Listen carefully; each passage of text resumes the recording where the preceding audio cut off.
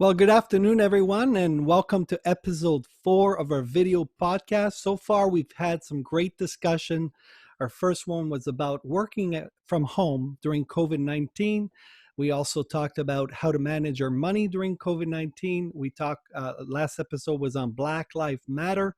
And I encourage you, if you missed any of the video podcasts, you could go on our website, YouTube, or Facebook and catch up on any of the video podcasts that you missed. Well, as we just celebrated Father's Day this last Sunday, we're going to talk about an important topic, and that is the family, the quality of your family, health in your family at home during the lockdown. As you know, a lot of us, we've been spending a lot of time at home, and we may love our family to bit, but there could be some extra pressure, extra stress, and it's a joy today to have our guest that's going to talk and address this.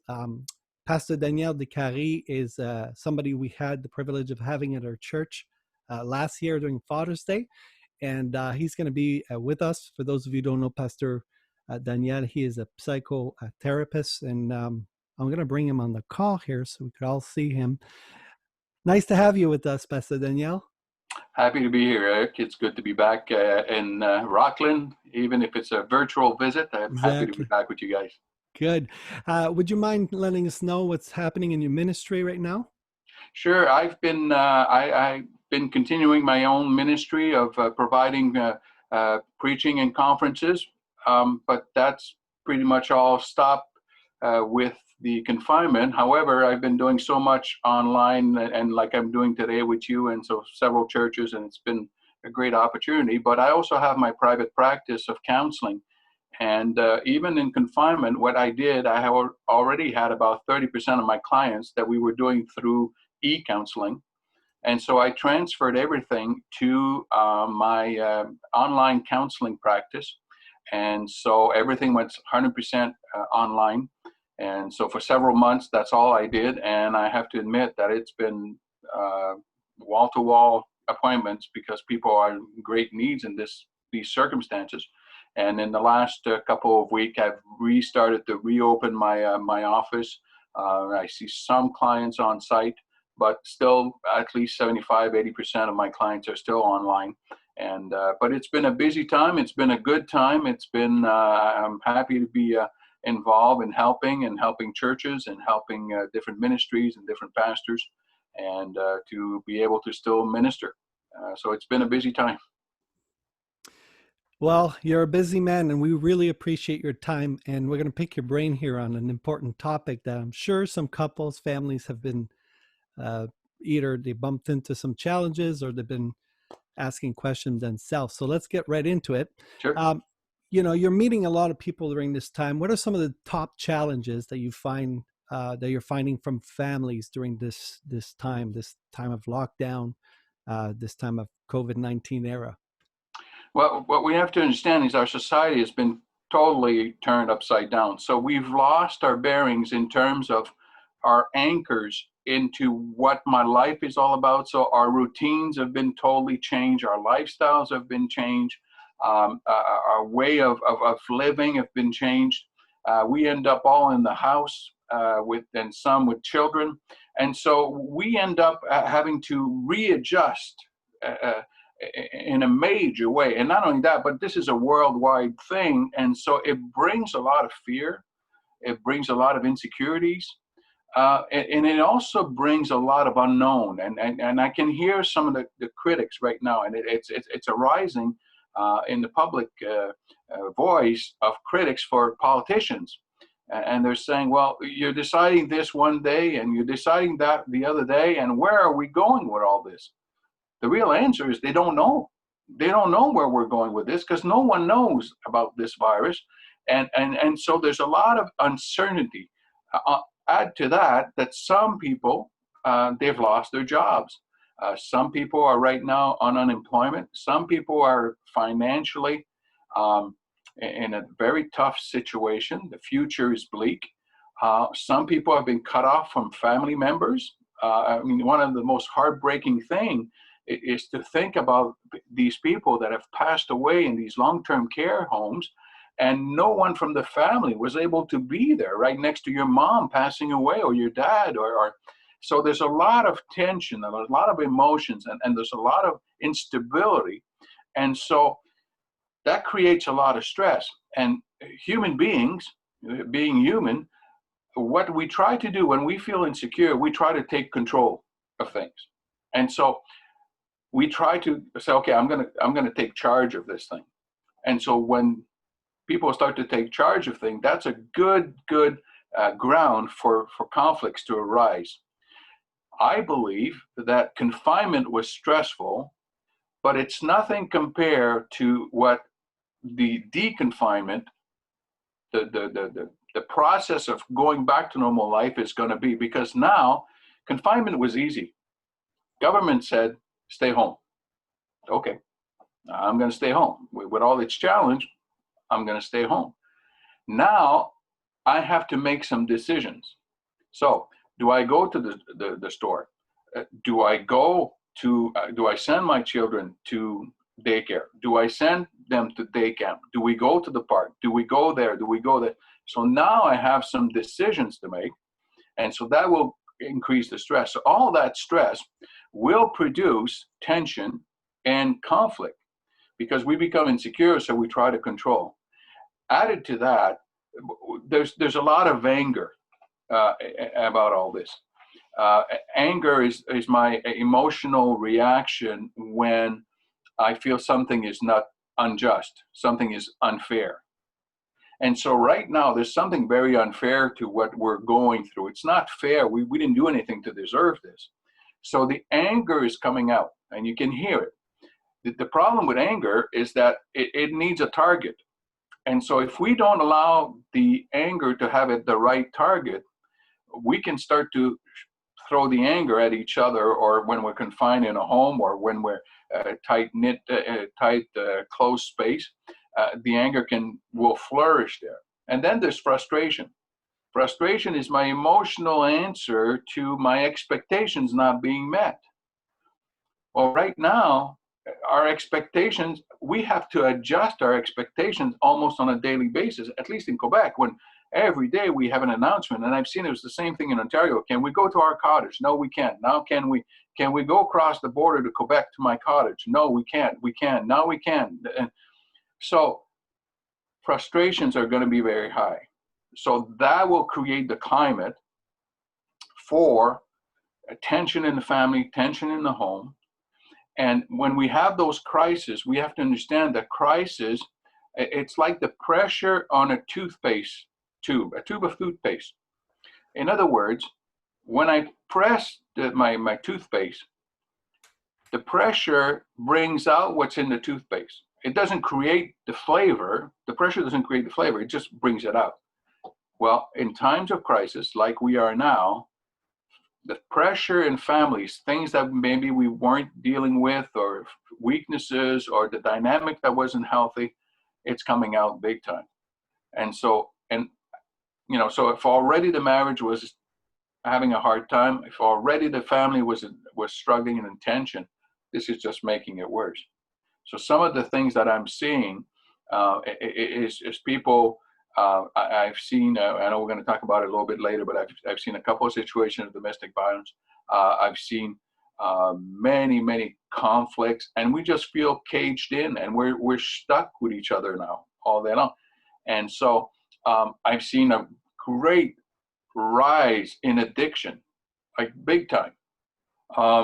And I have a few situations where it finally came out that the husband was addicted to pornography, and going to work, we're not home at the same time, where the beat of life is so fast, not noticed, but now living together, things got discovered, things happened and got discovered. So it creates a tension in a family, and so we have to find the right targets, and then we have to deal with certain things. But to understand that all this pressure. Now, this is true for couples. I know we're going to put emphasis on marriage and family and children.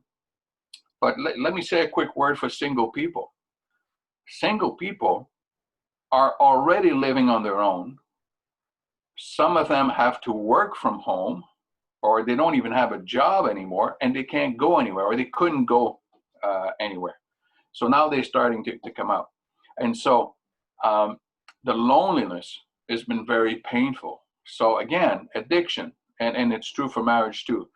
Food addiction on the rise, because what am I going to do all weekend? Well, the only thing I'm allowed to do, I can't go see a movie, I can't go to the restaurant, I can't go out, I can't go there, I can't go this. What's left? Well, we got food. And what else do we have than food? Well, we have alcohol.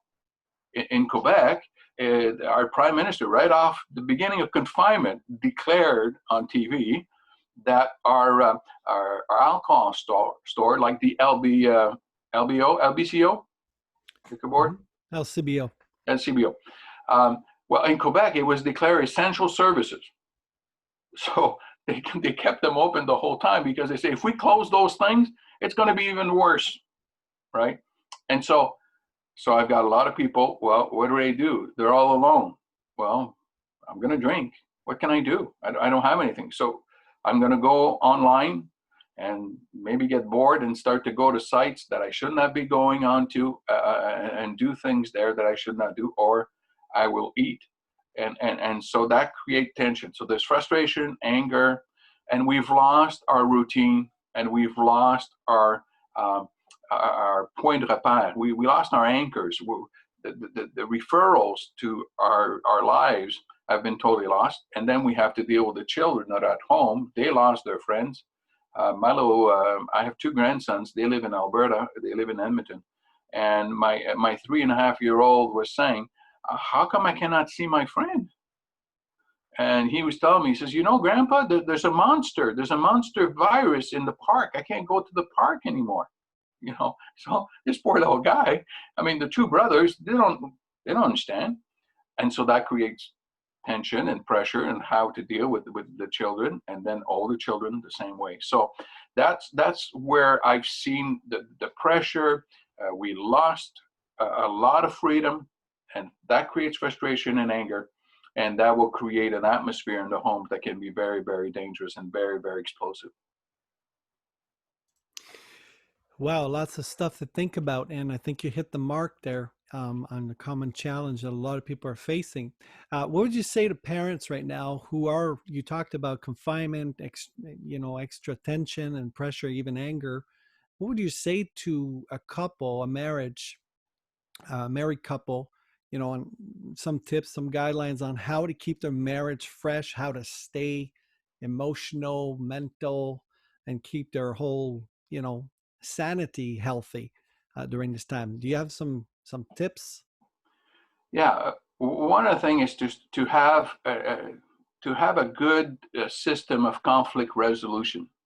Okay, conflict resolution. So when there's a situation, there's a conflict, there are four possible answers to resolving a conflict. So the first one is I agree. I submit myself to your desire. So I abdicate to your desire. I say, okay, this is going to be what you want. And so there's not going to be even though I don't need it, I don't agree with it, or not, I don't agree with it, but I don't need it, I don't see that. You feel that it's important, okay, let's do that. So it has nothing to do with me, it has to do with you. And so I will do what you want because it's important to you and you are important to me, not the situation. Oftentimes we get lost in the situation. It's the fact that, well, you are important to me, therefore this is important to me. And so I will agree with you for what you want. The second possibility is what we call compromise. Now, compromise sometimes has a negative sound to it, but it's not. It's like, okay, let's meet in the middle. You want this, I want this. Okay, so let's put ourselves together and let's meet in the middle.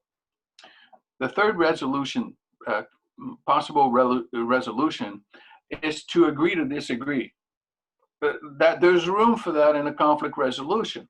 Right now, I'm still working a lot, but on weekends I'm home, which I've never been in years because I've always been preaching on Sundays, and or I'm on the road preaching in different churches. So now I'm home all weekend, and so So my wife and I said, okay, well, hey, let's watch some movies. Well, here we go. What she likes, I understand she likes those movies, but I don't like the same kind of movies, right? And right now I need something that's going to be a lot of action because I don't have any hockey, I don't have any baseball, I don't have any sports to watch. So if I'm going to watch a movie, there better be some action going on. So we've agreed to disagree, that we don't have the same taste, and that's okay. There's room for that. And then the fourth possibility of conflict resolution is to find an alternative. Okay, you want to do this, you want to do that. Well, let's find something else that we want to do together. So there's four possibilities to resolve a conflict. The key is we have to make sure that we both agree on the solution that we've chosen, and the situation, the solution that we've chosen is appropriate to the situation. For instance, this, I agree to disagree. Well, I cannot have this approach raising children. I cannot say to my wife, listen, you raise the girls the way you want, I'll raise the boys the way I want. That's no room for that, right? And so we need to discuss that. So how to kind of help ourselves deal with this? The number one thing right now is to realize that we're all in this together. My spouse is just as much in this as I am. It's not just about me. My wife was not working at the time that confinement happened, so she was home all the time. And then I'm home all the time. And so that created, she says, well, wait a minute, now you're going to be home all the time? I said, well, of course, I've got to work from home. I can't. But I said, what difference does it make? You're already at home. Yeah, but now you're home. And then realize, and wait a minute, we have to adjust here. You're right. You're right. It's not just about me. So you're in this together as well. And so that helps us to start to say, okay, we're in this together. I'd say that let's work together. And also, I tell couples right now that there may be some major situations in your marriage that you were addressing before or wanted to address. There may be some issues that it's possible for some of those issues to say, listen, let's get through this. So let's put this issue on the shelf for now. We're going to come back to it. We're going to address it. We need to address it. But let's focus on what it is now. So for instance, I'll give you a really silly example, but are we going to go to the in-laws for Christmas? Listen, if that's a situation that creates fights in the past, don't even talk about it right now. Just put it on the shelf for now. So the situation that prevent conflicts so that you can focus on what you need to do, that the key word is flexibility. We need to be flexible. We need to adjust. We need to understand each other. So we need to talk. And so that's extremely important that we do this together. We're in it together. So let's talk about it. What does it involve for you? What does it involve for me? And then let's have some teamwork going.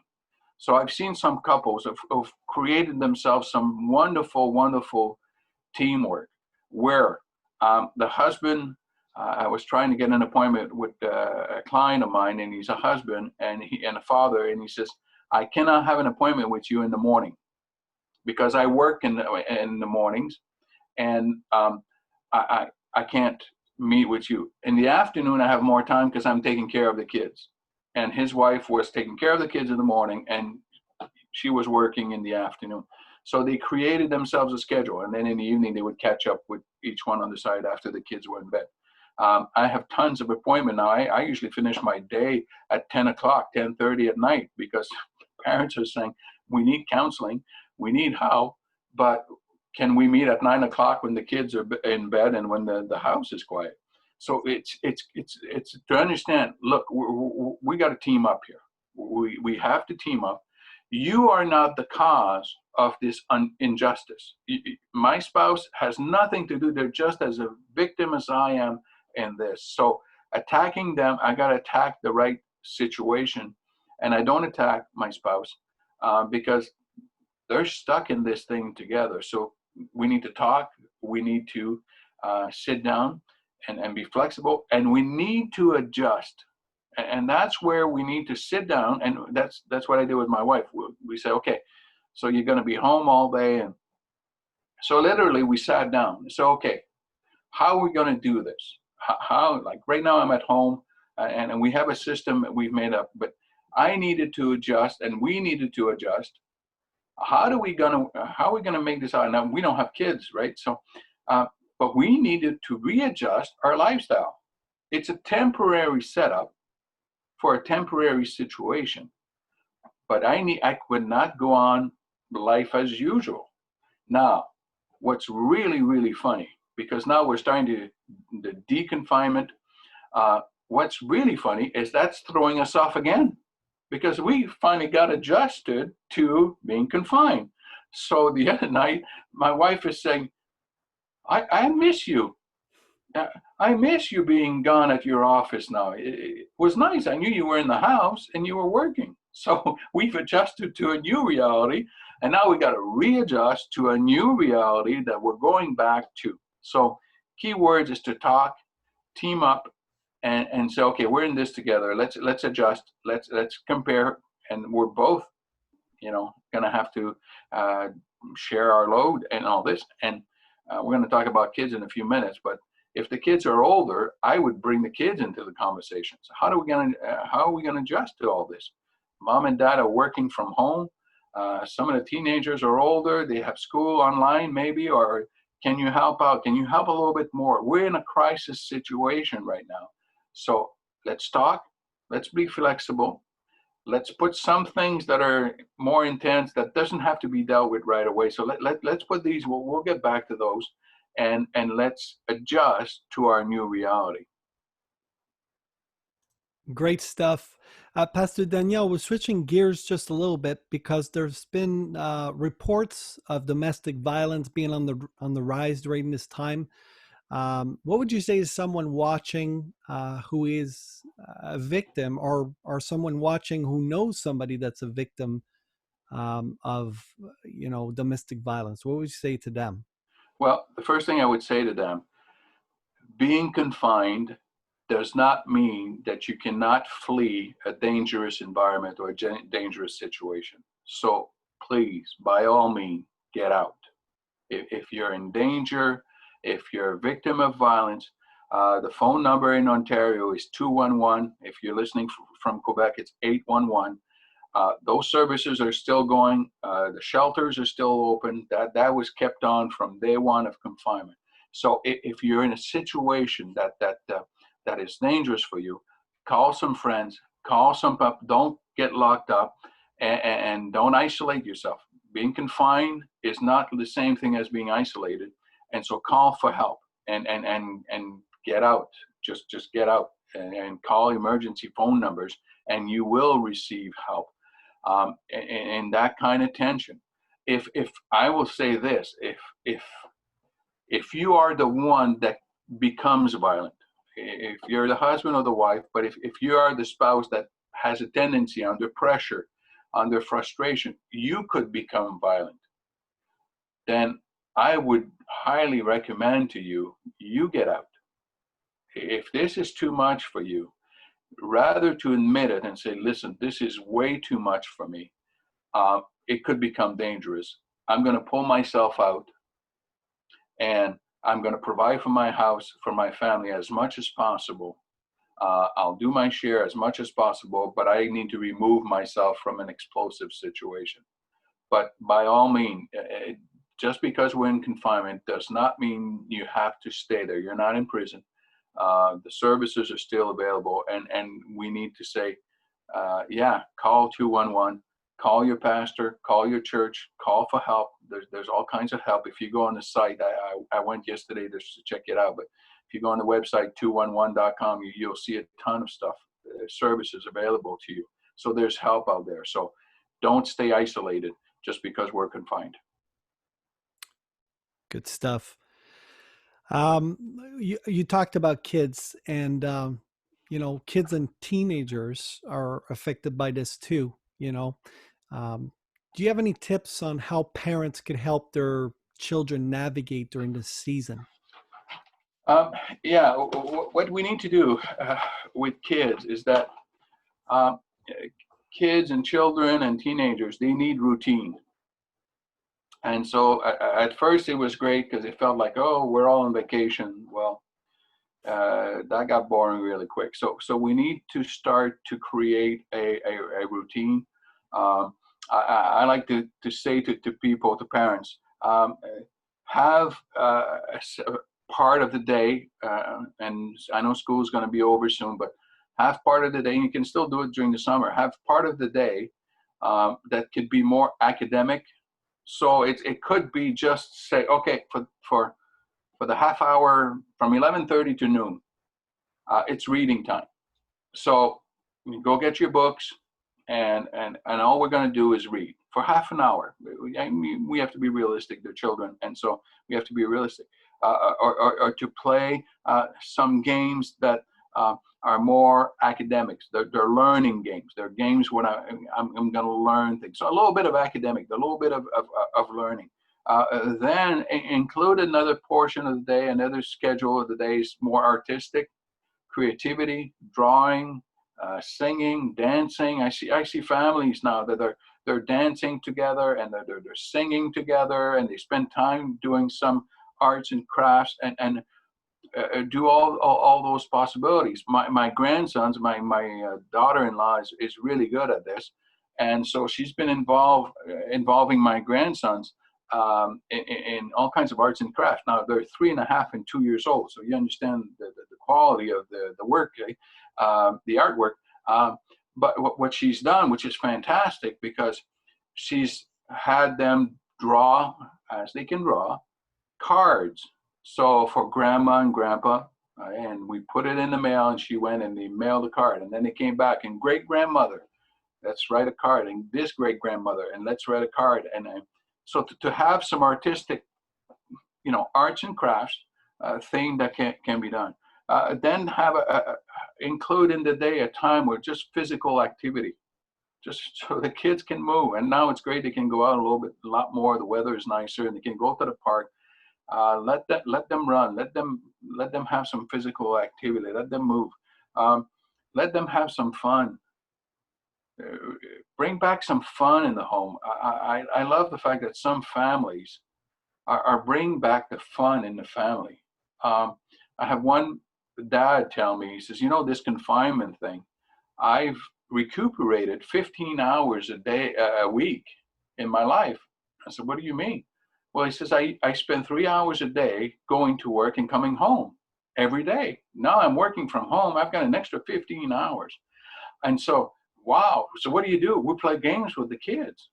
Fantastic. So some have started to cook together as a family.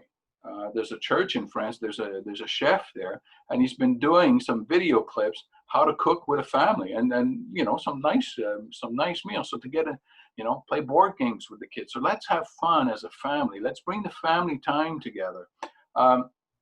Let's have some social time. Now that we can start to see people, let's be intentional. Let's meet some people. Let's get together. Let's bring some friends over and go see some friends. And then I like to always include a spiritual aspect during the day, a spiritual element. So either it's listening to a Jesus story, or reading a Jesus story, or listening to some worship music, and encourage even our teenagers to get involved in that and say, hey, where are you at? What are you reading? And then enjoy their activity. So try to bring and then bring a routine in terms of going to bed and getting up in the morning, right? Because there's no reason. I have a teenager right now, and he says, I get up at 2 p.m. I said, how come? He says, I got no reason to get up in the morning.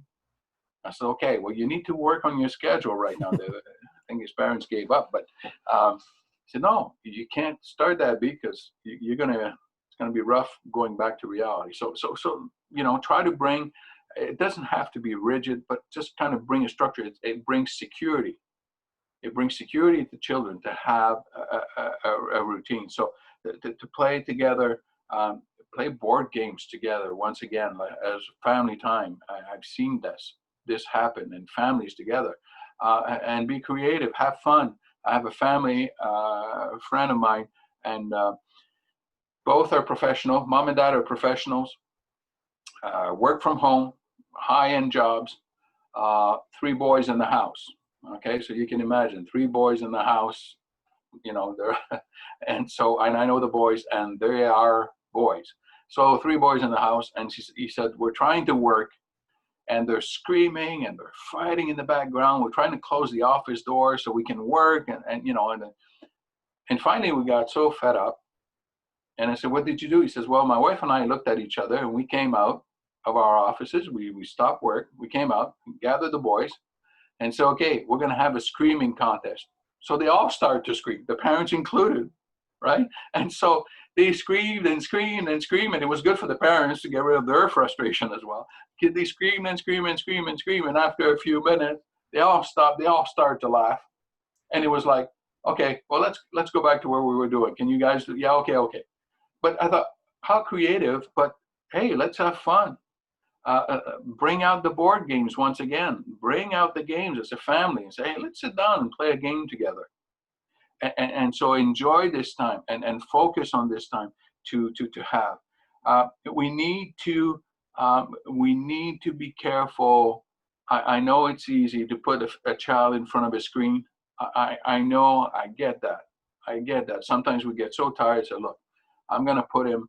I grew up watching TV, so I don't judge parents for putting them in front of a screen, whether it's a phone, whether it's a tablet, whether it's a computer, whether it's a TV screen.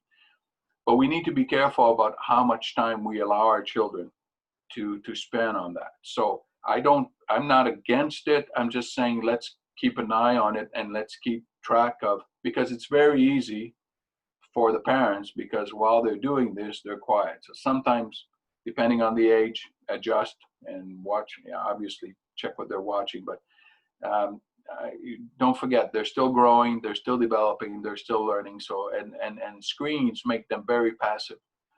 Be careful with all the games, whether it's on PlayStation or whatever.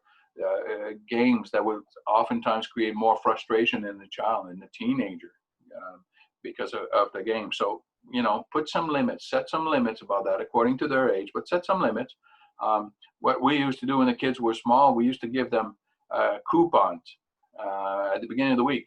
And each coupon was 30 minutes on the Nintendo. I think it was old time. And so they had 30 minutes, but they only had so many coupons. So you want to spend them all on Saturday, fine, but then you can't play on your game all week because you're out of coupon. So if you want to play during the week, and of course it was always after homework, but well, save some coupons, because that's the limited time we're giving you a week, and then you have to manage how you're going to do that and spend your coupons. So that can help in dealing with that. So we need to be careful about that. One other thing we need to understand about children, okay? The parents are the factor, the determinant factor for the emotional state of the child. The parent is the reference. So if right now you are panicking because of this COVID, your children will panic.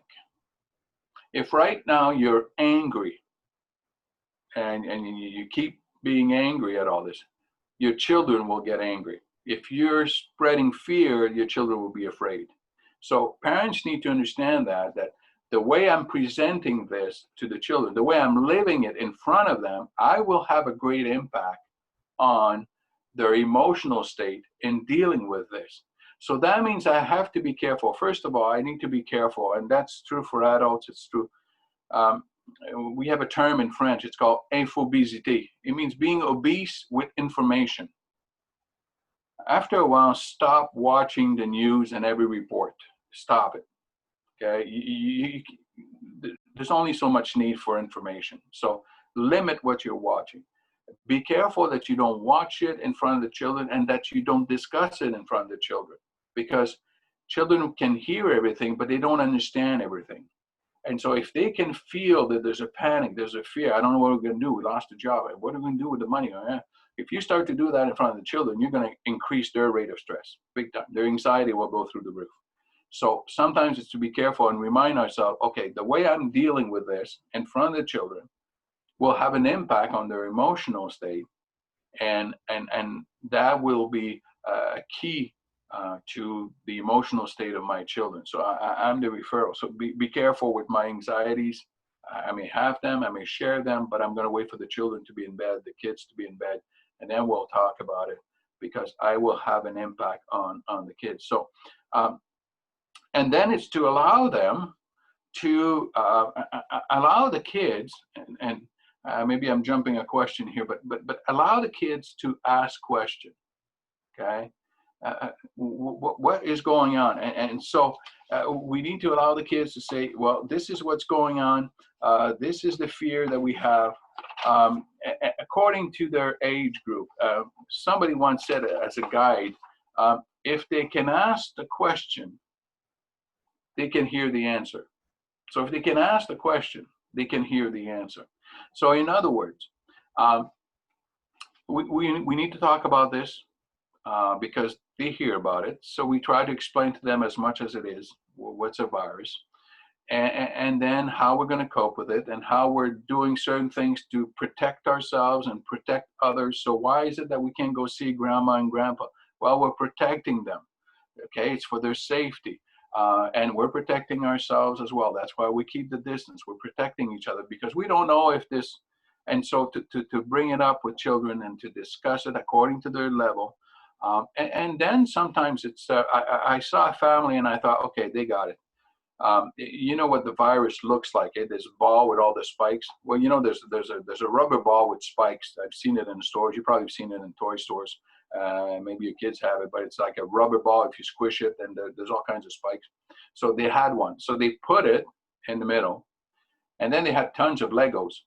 And so they used the Lego blocks to build a fortress with all the little people, the Lego people, all around with guns, and everybody is shooting at this big virus in the middle. And I said, okay, they got it. They got it. This is the battle. We're fighting a virus that we can't see, and so we need to be careful. But that's the culprit.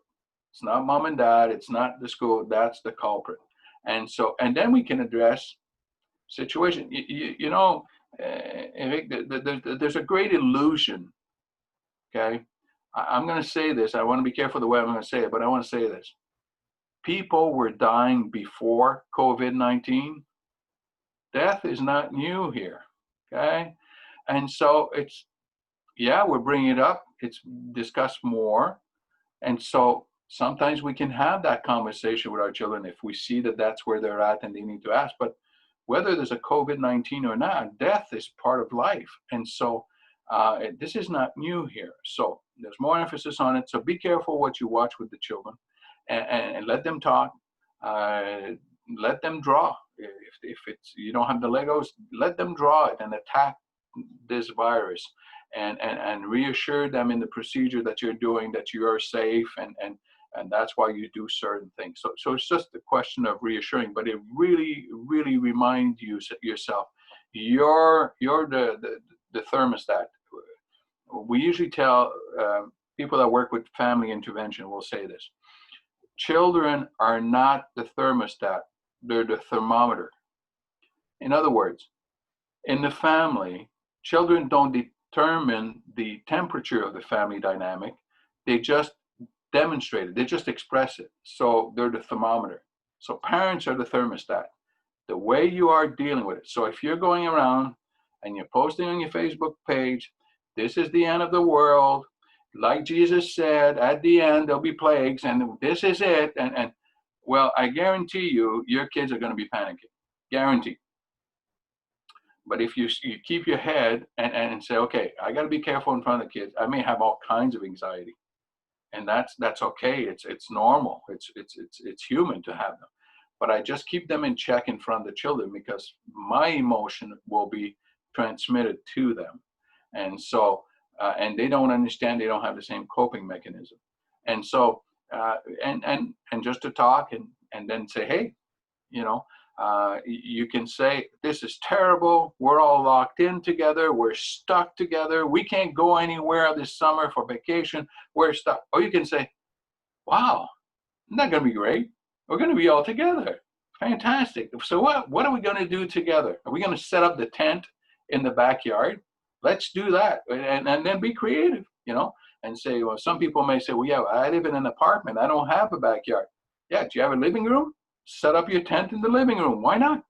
And just to have fun with the children. But it's your outlook on it will determine the whole atmosphere. Quickly, I don't want to waste too much time on this, but quickly. We have events and we have feelings. And so people say, well, this happened to me. These events, I heard it again today in therapy. What's the point of looking at the events in my childhood?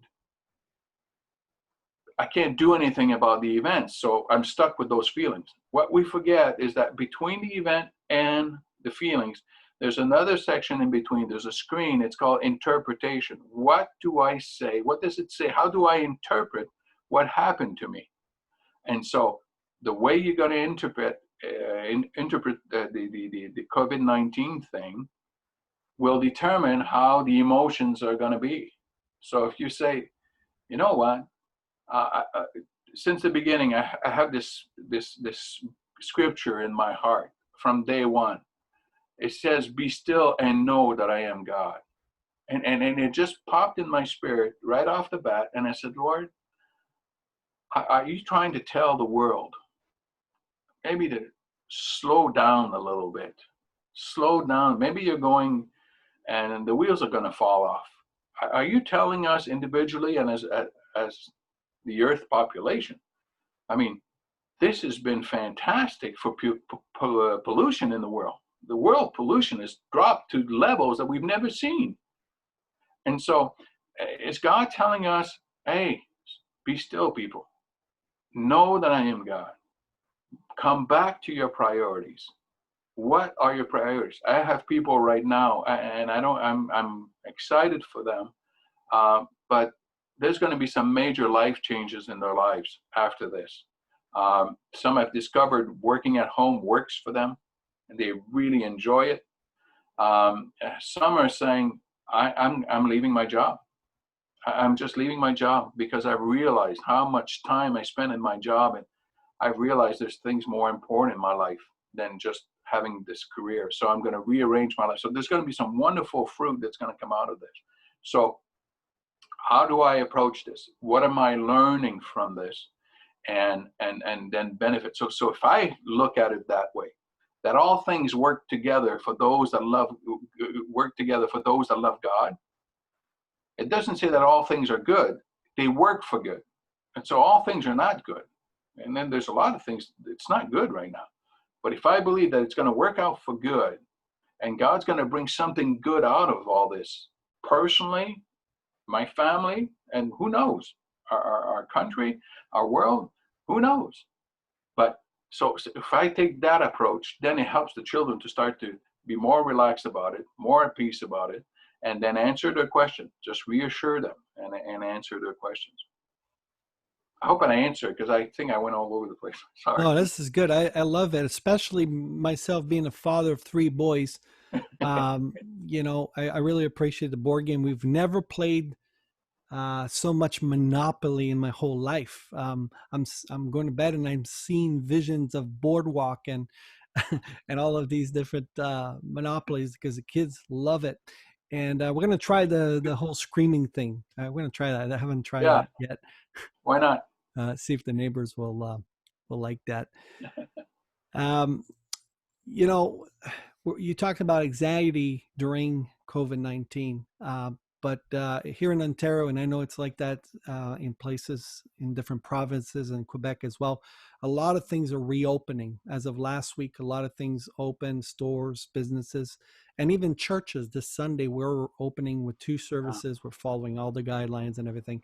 But, there's still some families that are going to be experiencing anxiety and fear during the reopening of all these different things. What kind of advice would you give to them to obviously stay safe and follow the guidelines, but at the same time, without being paralyzed by fear? Hmm.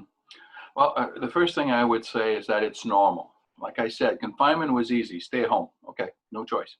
Now I have decisions to make. Okay, and so that will create stress. That will create anxiety. So it's normal that I have more fear. And the first thing I will tell them is don't put pressure on yourself. Don't do that. If you're afraid, don't put pressure on yourself just because you see people doing certain things and you don't feel that you can do that. I personally, I don't think I would go on taking the bus and the metro in Montreal right now. I I don't feel comfortable doing that right now. So don't put pressure on yourself. Allow yourself to say, yeah, okay, I still have fear, and don't judge others. Um, Sometimes it just doesn't show. But I have a guy who's a successful businessman, very successful, and he's scared right now. And I said, what are you scared for? You know, you top shape, and then what are you scared for? He says, no, no, no. He says, I suffer from asthma. He says, you realize if I catch this, I could die from this. I know I don't fit the profile of the age group, but I'm vulnerable. I've got asthma. Other people that will have lupus, and the immune system is down, and we don't know that. It doesn't show. It's not written on their head. So let's be careful about saying, well, how come you don't want to do this? Why are you so afraid? Well, sometimes just ask the question. What is it that makes you afraid? Maybe there's some people, you've lost people close to you. Um, that can be scary. I have a few clients that, thank goodness, but they've gone through COVID while I was in therapy with them, and we had to stop therapy for a few weeks and come back, and because they had it, and thankfully they went through it. But so it's normal, and then it's to go one step at a time. I still think follow the rules and regulation. I know some people feel that our civil rights and liberty are jeopardized and are not respected. Yeah, that's part of living in a society right now in a time of crisis. Yeah, so we have to limit some of our rights. Yeah, so let's be careful and let's respect certain rules, and then allow ourselves, slowly, and to be aware of what is going on and where are the hot points and things like that. And it's the same for church. We miss church. If there's pastors and leaders in your church and other pastors that are going to listen to us, um, people will come back. People will come back to church. Don't worry, they'll come back. The church been around for 2,000 years, and people are in church. And another illusion is that, oh, now people will stay home and watch it on the screen. Well, guess what? They could have done that before watching other churches, and yet they were in your church on Sunday morning. So just they'll come back. They will come back. But allow yourself to say, okay, this is what my fears are. How can I meet my fears? And then to go where you're comfortable with, but one step at a time, and just explore where you're comfortable. And if you're not comfortable for now, just say, hey, I am not comfortable for now. And that's okay. That's legitimate, because there's some stuff that people are saying. The answer is, we don't know. So, okay. So I need to listen to people and be supportive of people. I think that's the biggest thing for me, is to be supportive that you may not feel comfortable doing that. So I have clients that say, I want to come to your office. I want to see you face to face because I'm tired of the screen and I want to come. And I have other clients that say, you know what, I'm still too scared to come out and especially have to take the bus and this and that. So I said, sure, no problem. Let's go with that. So that's what I would kind of tell people. But also look at the numbers, analyze the numbers, understand the numbers, because sometimes we're thrown a bunch of numbers. And then we have just this morning, I'm listening to the news, and we had 35 deaths in Quebec yesterday. Okay, well, that's good. It used to be much worse than that. But then when the reporter says, but there were 30 of them that were from June 11th. They just hadn't been added to the list, so they just added them to yesterday. So really, there was only 5 people that passed away yesterday in Quebec. There's only 5 yesterday, not 35. So sometimes you have to analyze. Then analyze, who are these people? Where are they? So in Quebec, it's over 80% of people were in long-term care homes. Okay, so great number, and it's great tragedy. There's no question about that. But so do I need to be afraid when I go walk in the park? I don't think so. And so when we start to analyze the numbers, then we understand a little bit more, and that can help bring a little bit more security. So listen to the numbers carefully, and be careful what you listen to. Make sure it's good, it's not exaggerated, and all those things. Good stuff. Again, thank you so much for your time today. One more question, or maybe a few more questions before we close the call. You said it for some that, it's going to bring changes in the way they work or in their life. Yeah. And, I think the world will not be the same after COVID. And, it seems like, we all have a PhD in COVID-19. I mean, we receive daily information, daily education from the government or the health officials on what to do, what not to do. And I think a lot of people has done a good job at practicing physical distancing, for the last 3 months. Do you think people are going to be more disconnected than they were before COVID? Well, I think after COVID, there's going to be a lot of reevaluation in terms of the workplace. That's where I think it's going to happen. The workplace, because a lot of people, I have a friend who works downtown Montreal, and it's a big multinational place, and they rent about 4 floors of one of the major tower in Montreal. So they rent 4 floors. So you can imagine what the rent is. And because of COVID, everybody went home and worked from home, and the server was not strong enough. So they changed the server, a much more powerful server. And now everybody's working from home, and it's working. They're doing meetings by Zoom, and now some of the top of that company are starting to say, wait a minute, it's all working from home. So why are we renting 4 floors? Do we need that many offices? And so could we cut some of the expense of the company in rent, and we don't need to anymore. So there's a lot, and then there's more than one place that I'm hearing from that. So there's going to be some changes after COVID, but I think it's going to be in terms of workplace. Okay, so that's going to have an impact. This guy says, look, I'm going to try to see if I can stay from working at home. I'll go in when there's a meeting, an important meeting, if they need me to be. But the rest of the time, I've got 15 hours more at home. This is great. And so I think the workplace, there will be a change. That I'm absolutely convinced. And I think it's just going to be better for families and better for people. And it's going to be better for the environment. There'll be less traffic and whatsoever. So yes, there will be an after COVID that will bring some changes in the workplace. Now, in terms of our society, I'm reading this book, and I don't know if you've ever heard of it, but it's called The Great Influenza. And it's what happened in 1918 to 1920 with the Spanish flu. Okay, it's fascinating book. Okay, fascinating book, scary book, because then there's about 50 million people that died, and some say even 100 million, and we didn't have the statistics like we could keep, and the Earth population was way lower than it is now, and so it's horrific what takes place. In that book, I'm starting to see this is where they got the idea of the mask. This is where they got the idea of confinement. This is some of the strategy that we're living. They picked it up from what they did in 1918 to 1920. And so there's pictures in the book of New York City with people wearing masks in 1950. And then the comment on the picture said, notice that the streets are empty because everybody's confined. And I'm thinking, wait a minute. I saw that a couple of weeks ago on CNN. I saw Times Square was exactly like that. So what is this? It's the same thing, right? So I'm learning a lot about history.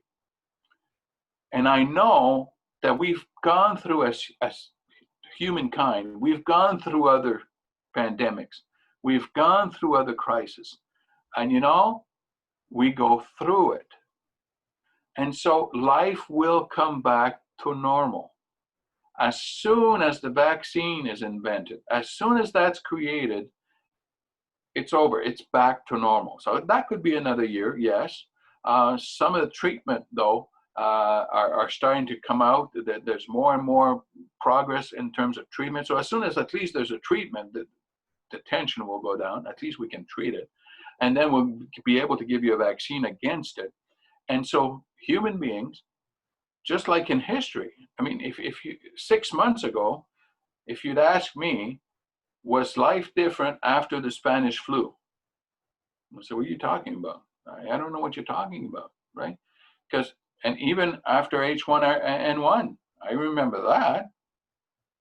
Where was that impact 6 months ago? It was nowhere to be seen because we had the vaccine, got a shot, that's it, it's over. So human beings socially will come back to what they were. And I think, and so socially we'll come back. The 2 meter distance as teenagers dating, forget about it. Ain't gonna happen. Okay, so I mean, it's not realistic. Human beings are created to be social beings. It's not good for men. It's not good for humans to be alone. And so we'll come back together, and we will come back. And as soon as the vaccine is done, things will come back to normal. At the same time, I think that's a little sad because that's my fear, that things will come back to normal. That maybe there's some great lessons that we can learn right now, like you were saying, playing board games with your boys and spending time as family. My wife and I, we go for a walk every single day for about 40-minute walk. And I see tons, I've never seen so many people walking that I've been seeing in the last few months, and families walking together and biking together. And I'm saying, this is fantastic. And people saying hi to each other. And it's, this is wonderful. Right? I'm afraid we're going to go back to normal, to normalcy after. So I hope we gain and we keep some of the positive and the fruit from all this. But life will go back to normal because human being will go back to living life to normal. And that's been the cycle. It's not the first pandemic that the earth has gone through and that human beings have gone through. So we'll go back to normal. I'm positive about that. But there'll be change in the workplace. I think in the workplace, there'll definitely be some changes. That's good. Pastor Daniel, last question. Do you have any tips on how to stay connected and grow deeper in meaningful relationship during this time? I'd say this, be intentional. Be intentional in terms of saying one other thing, and when we got all confined, I initiated a Zoom once a week with our close friends. I called it out and I said, okay, Sunday nights, 4 to 6, we Zoom together, all my friends, and we would talk. And so we were intentional. I've connected my mom. My mom's 85 years old. She lives on her own. She's doing great. But we connected her on Messenger. So we FaceTime and Messenger with my mom. And so we're intentional, keep contact. I can't see you physically, but we're keeping, so it's being intentional. Being confined doesn't mean I'm isolated. So it's to be, make connection. And then sometimes it's just to say, how are you doing in all this? As simple as that. How are you doing? How are you coping with this? I have friends, and I've asked them, I said, how are you coping? They're retired. How are you coping with that? Is this something that worries you? And they say, yeah, because I see the market collapsing and this is where my money is coming in. I mean, this is where my money is coming in from to live on. So I'm afraid for my kids. So it's just to take the time to connect. And now that we can connect to a certain degree and with some restriction, but at least say, we need to do this. It's a need and we need to do this. We've been locked up too much, and let's be intentional and say, and then ask, how are you doing? And then one of the rules that we've done with my friends, and say, okay, how are you doing with COVID and all that? And then it's forbidden for the next hour and 3/4. It's forbidden to talk about COVID-19. So enough of it. So what else is going on? And what else are you doing, and how are you feeling about certain things? And then we discuss all kinds of stuff and we talk. But sometimes just to be able to, I was supposed we were supposed to go to on vacation in May, first week of May with another couple. And so that week we just called each other and we FaceTime each other and said, we should be sitting at the beach right now. I know this is frustrating. Oh, what are we going to do? And so we talked about it. And so that's how you can be meaningful and be sensitive. Do an extra step. If you know there's single people that or people that are elderly and they're alone, do an extra step and contact them and get in touch with them. So, how you doing? Do you need anything? Can I help you bring you something? And then we can create those links. We're social beings, and so we need one another, and we need to talk, and we need to be there for each other, because we're all in this together. And that's the wonderful thing about this crisis. We're all in it together, and so we're going to go through it. We're going to survive. There's going to be an after, because there's been other pandemic in history, like I said before, and we bounce back. And human beings are resilient, and we will look back on this at some point. Pastor Daniel, I really appreciate your time. There may be some people watching online right now, and they're resonating with something that you shared, and they'd love to maybe have a session, a counseling session, whether with their couple or individual. How can people get a hold of you? Yeah, thank you for asking. Just go on my website, Daniel Decary, and Decary is Decary. So Daniel Decary altogether .ca, and my website will pop up. You can click to have it in English or French, and then you'll have my email coordinates, and you can send me an email, and I'll be happy to answer you.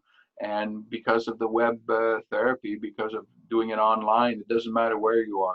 And so please feel free to do that and visit my website, and I'll be happy to be in chat, to get in touch. Again, thank you so much for your time today, and thank you to our viewers who took the time to tune in.